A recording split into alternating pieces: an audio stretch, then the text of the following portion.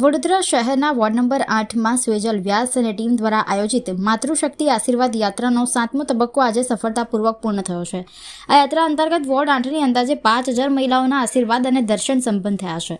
માતૃશક્તિ આશીર્વાદ યાત્રાનો મુખ્ય હેતુ મહિલાઓ સાથે સીધો સંવાદ સાધવો, તેમના આશીર્વાદ મેળવવા સાથે તેમના પ્રશ્નો, વિચારો અને સૂચનોને સમજવાનો રહ્યો છે।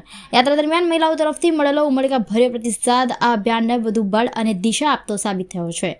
આ યાત્રા માત્ર રાજકીય પ્રવૃત્તિ નથી, પરંતુ મહિલાઓના માન, સન્માન અને સશક્તિકરણ માટેનો એક ભાવનાત્મક અને સામાજિક પ્રયાસ છે।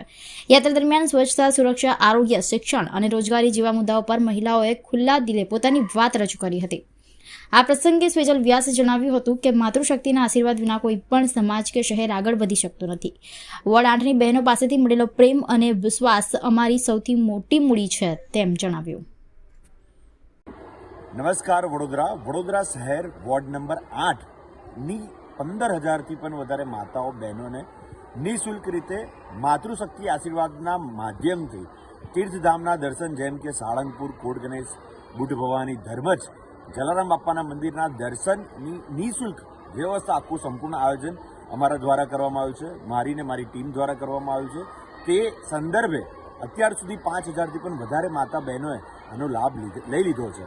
આવનાર સમયમાં તબક્કાવાર બીજા 10,000 માતા બહેનોને તીર્થધામ દર્શનાર્થે લાવવાના છે। આ આયોજનમાં આપ સૌ લોકોનો અમે આભાર માનીએ છીએ, જે લોકોએ સાથ સહકાર અને સહયોગ આપ્યો છે એ સર્વ લોકોનો અમે આભાર માનીએ છીએ। અને હજુ પણ વોર્ડ નંબર 8ની જે કોઈ પણ મહિલા માતાઓને આ યાત્રામાં જોડાવવું હોય તો વહેલી તકે અમારો સંપર્ક કરે, એ પણ અમે એક મેસેજના માધ્યમથી આપને જણાવવા માંગીએ છીએ। હર હર મહાદેવ।